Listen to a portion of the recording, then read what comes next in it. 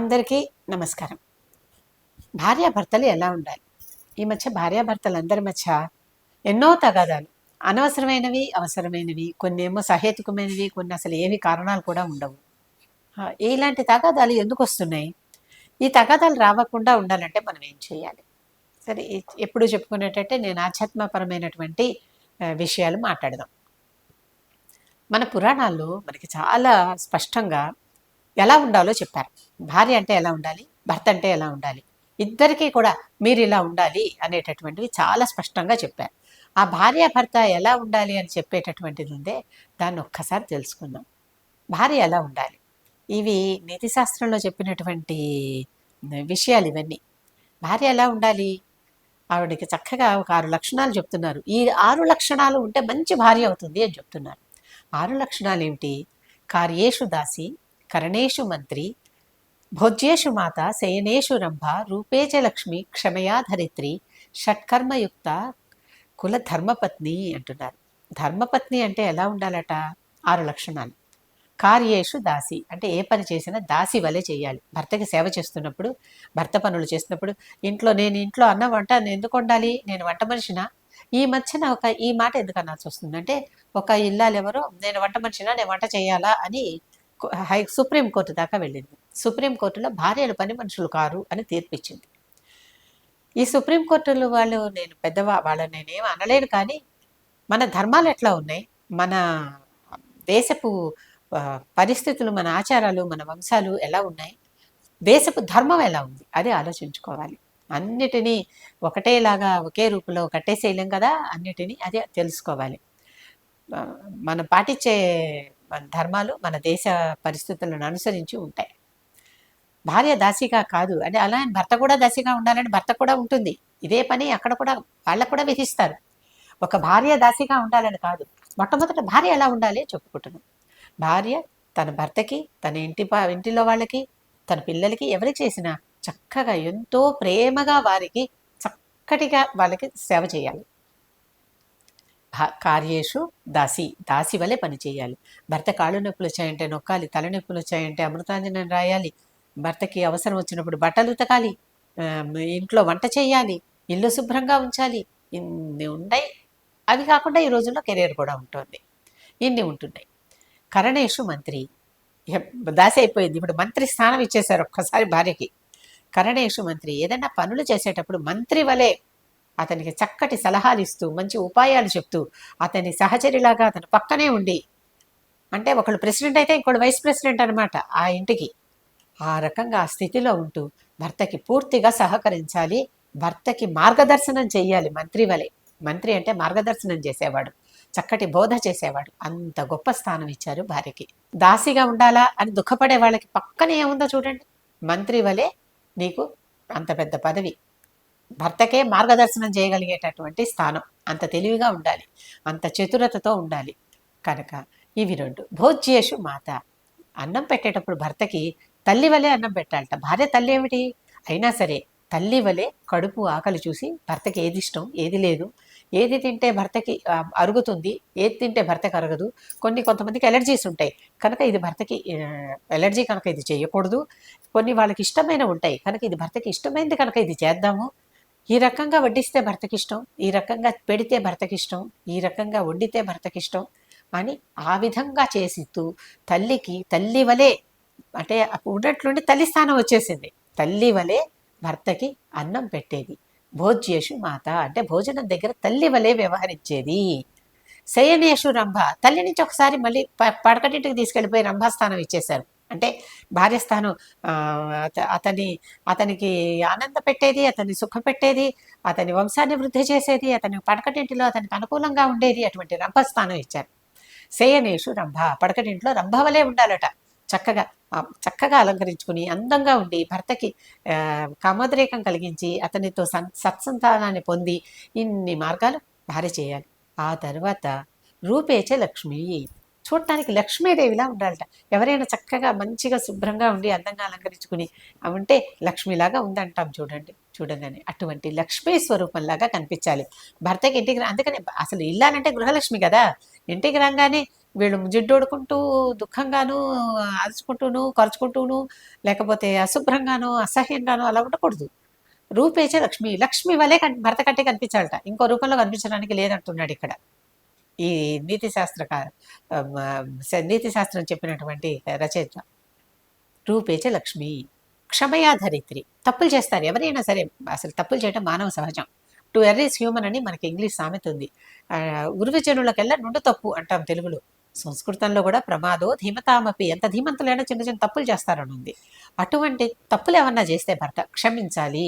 ఎలా? ఆ క్షమలో కూడా అత్యుత్తమమైన స్థానం ఎవరిది? ధరిత్రి, భూమాత. భూమాత వలె క్షమించాలి. ఆ భూమాతని ఇంతమంది ఎక్కి తొక్కుతున్నావు, ఆవిడ మీద అన్నీ చేస్తున్నావు, ఆవిడ ఎంత క్షమిస్తోంది మన్ని. అటువంటి ధరిత్రి లక్షణం కలిగి క్షమలో ధరిత్రి వలె భర్త ఏమి తప్పు చేసినా ఆ భర్తని క్షమించాలి. అంటే తర్వాత కావాలంటే తల్లిలాగా కేకలేయచ్చు, మళ్ళీ కావాలంటే మంత్రిలాగా సూచనలు ఇవ్వచ్చు, అవి కూడా అవకాశాలు ఉన్నాయి ఇక్కడ. కనుక ఈ ఉంటే ఈ 6 లక్షణాలు, కార్యేషు దాసి కరణేషు మంత్రి, భోజేషు మాత శయనేషు రంభ, రూపేచ లక్ష్మి క్షమయా ధరిత్రి, షట్కర్మయుక్త కుల ధర్మపత్ని. ఈ 6 లక్షణాలు ఉంటే ఆవిడ ధర్మపత్నిట. ఈ 6 లక్షణాలు స్త్రీ అలవర్చుకుంటే ఆ ఇంట్లో స్త్రీ వలన కలహాలు రావు. ఇప్పుడు పురుషుడి దగ్గరికి వద్దాం. ఎందుకంటే వాళ్ళు కూడా ఇద్దరు ఉంటేనే కదా, 2 చేతులు కలిస్తేనే కదా చప్పట్లు. కనుక పురుషుడు, ఈ పురుషుడికి ఏమి లక్షణాలు చెప్పారు, ఏమి కండిషన్లు చెప్పారు, ఈ పురుషుడు ఎలా ఉండాలని చెప్పారు, అది కూడా పురుషుడికి చూద్దాం. పురుషుడికి చెప్పినటువంటి లక్షణాలు: కార్యేషు యోగి, కరణేషు దక్ష, రూపేచ కృష్ణ, క్షమయాతు రామ, భోజ్యేషు తృప్త, సుఖదుఃఖమిత్రం, షట్కర్మయుక్త ఖలు ధర్మనాథ. ధర్మనాథుడు ఎలా ఉండాలట? ఈ 6 లక్షణాలు కలిగి ఉండాలి. ఈ 6 లక్షణాలు ఏమిటి? మొట్టమొదటిది కార్యేషు యోగి. ఒక యోగి వలె, అంటే ఏదైనా ఒక పని చేస్తున్నప్పుడు నడుం బిగించి దిగాడంటే ఆ పని పూర్తి చేయాల్సిందే. ఆ పనిని అది ఒక యోగంలాగా, అది చిన్న పన, పెద్ద పన, తక్కువ పన, పెద్ద పన, కొన్ని చాలా పనులకి మన వాళ్ళు పనులకే యాడ్జెక్టివ్లు ఎంటగడతారు, ఇది నీచమైన పని, ఇది గొప్ప పని అని. అలాంటివి కాకుండా ఏ తీసుకున్నా సరే కార్యేషు యోగి, ఒక యోగం పూనినట్లుగా ఆ పని పూర్తి చేయాలి. ఏ పని ఈ పని ఆ పని అని విధించటం లేదు అసలు ఇక్కడ. ఏ పని అయినా సరే, అది దాస్యమైనా సరే. ఇంకోటి కరణేషు దక్ష, దక్షుడు వలె, సమర్థుడు వలె ఏ కార్యక్రమమైనా చేసేటప్పుడు ఇంట్లో దక్షుడు వలె. మగ దక్షత లేదమ్మా ఇంటికి అంటారు చూసారా ఎప్పుడైనా? ఆ దక్షత ఇక్కడి నుంచి వచ్చింది. దక్షుడు వలె పూర్తిగా ఆ ఇంటి మొత్తం బాధ్యతని తను వహించేటటువంటి సామర్థ్యం కలిగి ఉండాలి. అంతేకాని అన్ని తప్పించుకోకూడదు. భార్య చేస్తుందిలే, ఇంకోడు చేస్తారులే అని అడుక్కోకూడదు. పిల్లల్ని కనేసి మామగారి మీదో, తండ్రి మీదో, తమ్ముళ్ళ మీదో, అన్నల మీదో, బావమరదల మీదో పిల్లల్ని వదిలేసి పారిపోయేటటువంటి మగవాళ్ళు కూడా ఉన్నారు. వారెవ్వరూ ఈ ధర్మనాథుడి కోవకి చెందరు. కనుక వాళ్ళు దక్షతగా సంసారాన్ని నిర్వహించి సంసారాన్ని నిలబెట్టేటటువంటి వారై ఉండాలి. అది వారి బాధ్యత. ఆ తర్వాత రూపేచ కృష్ణ, కృష్ణుడు అంటే ఎంత అందంగా ఉంటాడో, ఎంత ముద్దుగా ఉంటాడో. కృష్ణుడి వెనకాల అందరూ సమ్మోహనులైపోయి ఎంతమంది పరిగెత్తారో తెలుసు కదా. పశువులు, శిశువులు అందరూ కూడా కృష్ణుడి వెనకాల పరిగెత్తారు. గోపికలు ఒకరా, అందరూ. కనుక ఈ కృష్ణ శక్తి ప్రవేశించినట్టుగా ఎప్పుడు చూసినా చక్కగా మోహనమైన రూపంతో చక్కగా తయారయ్యి, జుట్టు మోహం వేసుకుని, చింపిరి జుట్లు వేసుకుని అలా ఉండకూడదు. చక్కగా మన్మోహనంగా ఉండాలన్నమాట ఇంట్లో భర్త. అంటే ఆవిడకి రూపేచ లక్ష్మి అని చెప్తే నువ్వు కూడా అంత శుభ్రంగానే ఉండు. లక్ష్మికి తగినవాడు కృష్ణుడు. అంత చక్కగాను, అంత అందంగాను, అంత చూడంగానే ఆహ్లాదంగా కలిగించేలాగా ఉండు. నా భర్త కదా ఇంత చక్కగా ఉన్నాడు, ఇంత మోహనంగా ఉన్నాడు, ఇంత అందంగా ఉన్నాడని భార్య గర్వించేలాగా ఉండు. అందం అనేది చూపులో ఉంటుంది. అంటే కొంతమంది మేము ముందర నుంచి అంత అందంగా ఉండం కదండి, ఎలాగంటే అందం అనుకునేది మీరు అనుకుంటున్నారు అందంగా ఉండరని. మీ ప్రవర్తనతో, మీ బాధ్యతతో అందాన్ని తీసుకొస్తారు దానికి. కనుక ఆ రకమైనటువంటి రూపేచ కృష్ణ. రూపేచ కృష్ణతో పాటుగా అక్కడ క్షమయాతు రామ, రామకృష్ణులు ఇద్దరిని చెప్తున్నారు. క్షమయాతు రామ, రాముడు వలె క్షమించే గుణం ఉండాలట. రాముడు చూడండి, కైకేయిని క్షమించాడా, మందరని క్షమించాడా, మందరిని అందరిని ఎవరిని ఏం అననీయకుండా ఉన్నాడా?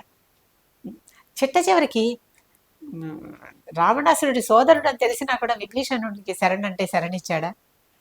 వాలిని చంపేసిన తర్వాత అంగదుడిని పుత్రుల్లాగా స్వీకరించాడా? అంతేనా? ఇంకొకటి కూడా జరిగింది. ఒకవేళ రావణాసురుడే క్షమ అడిగి వస్తే ఏం చేస్తావన్నయ్య అని అడుగుతాడు లక్ష్మణుడు.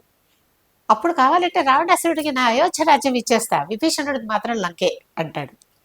విభీషణుడికి లంకా పట్టాభిషేకం చేస్తున్నప్పుడు జరుగుతుంది ఈ సంఘటన. విభీషణుడికి లంకా పట్టాభిషేకం చేస్తూ, అన్నా ఒకవేళ రావణాసురుడు సీతమ్మని తీసుకొచ్చేసి ఇచ్చేసి నా తప్పయింది క్షమించమంటే ఏం చేస్తావు అంటాడు.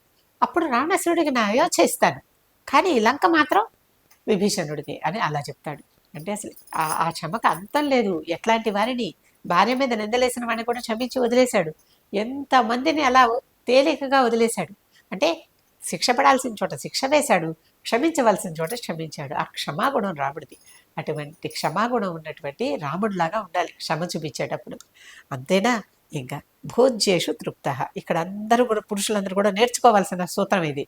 తృప్తిగా భోజనం చేయాలట. భార్య ఏది పెట్టినా, ఇది బాగాలేదు, ఇక్కడ ఉప్పు ఎక్కువైంది, ఇక్కడ తొక్క ఎక్కువైంది, ఇక్కడ కారం లేదు, ఇక్కడ పులుపు లేదు, అసలు ఏదో చెత్త తింటున్నట్లుంది, నీకు వంటే చేత కాదు, ఇవన్నీ చాలా చోట్ల తగాదాలకి కారణభూతమైనటువంటి వాక్యాలు ఇవన్నీ. ఇవి ఇంటింటా నడుస్తుంటాయి. ఇదే వంట చెత్తగా ఉంది, నేను ఎక్కడో వెళ్ళి వేరే చోట తింటాను. ఇంట్లో వంట అంతా చేశాక బయటికి వెళ్ళి పురుషుడు తింటున్నాడంటే అది చాలా తప్పు పని. భార్య ఏం పెట్టినా కూడా తృప్తిగా తినాలట. బాగుంది, చక్కగా నా కోసమని చేసావు కదా, నా కోసమని, నాకు ఇష్టం కావాలని, నేను తినాలని చేసావు కదా, ఎంత బాగుందో, నువ్వు చేయి వేసావు కదా, చాలా మంచి రుచి వచ్చింది అని చెప్పి తృప్తిగా భోజనం పూర్తి చేయాలి భర్త. అంటే భోజనం దగ్గర అక్కడేమో తల్లి వలె కడుపు చూసి కడుపు నిండా పెట్టమని, అనుకూలమైనవి చేసి పెట్టమని, కావలసినవి చేసి పెట్టమని భార్యకి చెబితే, భార్య ఏది పెట్టినా ఆవిడ అవన్నీ నీకు అనుకూలం అనుకునే చేస్తోంది. కనుక ఏది చేసినా చక్కగా తృప్తిగా తినమని భర్తకి చెప్తున్నాడు ఇక్కడ. ఇక చివరిదిగా ఏమంటాడు? సుఖ దుఃఖ మిత్రం. అంటే ఎట్లా ఉండమంటున్నాడు భార్యకి? అంటే మామూలుగా ఇంట్లో సంసారం అన్నాక సుఖాలు ఉంటాయి, కష్టాలు ఉంటాయి, దుఃఖాలు వస్తాయి, అన్నీ వస్తాయి. ఆ సుఖ దుఃఖాలన్నిటిలో భార్యకి మిత్రుడు వలె ఉండాలంటాడు. భార్యని ఎప్పుడు సపోర్టివ్గా నేను నీతో పాటు ఉన్నాను, ఐఎమ్ విత్ యూ. నీ కష్టం కానీ, నీ సుఖం కానీ, నీ బాధ కానీ ఏది ఉన్నా సరే నేను కూడా నీతో పాటు అది తీరుస్తాను, నీ పక్కనే ఉంటాను. నీ కష్టం వస్తే తీరుస్తాను, నీకు దుఃఖం వస్తే అది ఓదారుస్తాను, నీకు సుఖం వస్తే నీతో పాటు నేను కూడా సుఖాన్ని అనుభవిస్తాను అనే విధంగా సుఖ దుఃఖ మిత్రం. సుఖాల్లోనూ దుఃఖాల్లోనూ, అంటే కష్ట సుఖాలన్నిటిలో భార్యాభర్తలు ఇద్దరు కలిసి మెలిసి ఉండాలి. అలాంటప్పుడు ఎక్కువ గొడవలు వస్తాయి. సాధారణంగా ఏమన్నా చిన్న పని చేయంగానే అక్కడి నుంచి నష్టం రాగానే భార్య భర్తని కేకలేస్తుంది. ఒక తప్పు చేయంగానే భార్యని భర్త కేకలేస్తాడు. ఈ రకంగా కాకుండా ఏది వచ్చినా ఇద్దరు మనదే తప్పు అన్నట్టుగా భావించి కలిసి మెలిసి ఉంటే అసలు అప్పుడు గొడవలే రావు ఆ ఇంట్లో. కనుక భార్యాభర్తలు ఈ విధంగా ఈ రెండు రకాలు కలుపుకుని చక్కగా ఒక్కసారి భార్యకి విధులు చెప్పారు, భర్తకి విధులు చెప్పారు. ఈ విధులన్నిటినీ మీరు గమనించి చెయ్యండి. అర్థమవుతుంది కదా? చక్కగా ఈ విధంగా ఉండండి. అప్పుడు భార్యాభర్తల మధ్య గొడవలు రావు. అవి కాపురాలని ఛేదించే విడాకుల దాకా వెళ్ళవు. అందరూ సుఖంగా ఉండండి.